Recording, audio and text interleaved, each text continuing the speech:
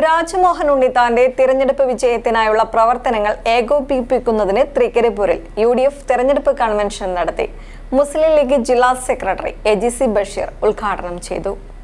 നിങ്ങളുടെ സ്വപ്ന ദിനങ്ങളെ അവിസ്മരണീയമാക്കാൻ ശുഭമുഹൂർത്തങ്ങൾക്ക് ശോഭയേകാൻ ഇനി ശോഭിക മാത്രം. Shobhika weddings big mall Kanhangad. Kasaragod Lok Sabha മണ്ഡലം UDF സ്ഥാനാർത്ഥി രാജ്മോഹൻ ഉണ്ണിത്താന്റെ വിജയത്തിനായുള്ള പ്രവർത്തനങ്ങൾ ഏകോപിപ്പിക്കുന്നതിനാണ് കൺവെൻഷൻ നടത്തിയത്. പ്രിയദർശിനി മന്ദിരത്തിൽ നടന്ന കൺവെൻഷൻ UDF മുസ്ലിം ലീഗ് ജില്ലാ സെക്രട്ടറി AGC ബഷീർ ഉദ്ഘാടനം ചെയ്തു. സംസ്ഥാനത്തെയും കേന്ദ്രത്തിലെയും ഭരണകർത്താക്കൾ ജനങ്ങളെ കൊള്ളയടിക്കുന്നവരായി മാറിയെന്ന് മുസ്ലിം ലീഗ് ജില്ലാ സെക്രട്ടറി ആരോപിച്ചു.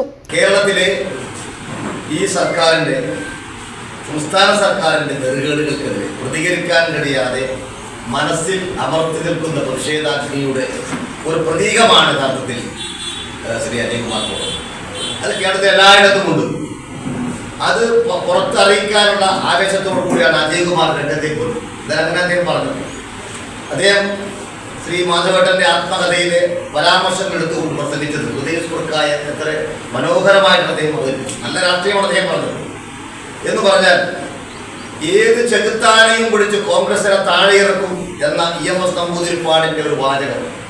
ആ വാചകമാണ് അറം പറ്റിയ വാക്ക് പോലെ ഈ രാജ്യത്തിനകത്ത് ഈ ഫാസിസം ഇത്രമാത്രം ഭീകരമായി ബീഭത്സമായി വളരാനുള്ള കാരണം യഥാർത്ഥത്തിൽ.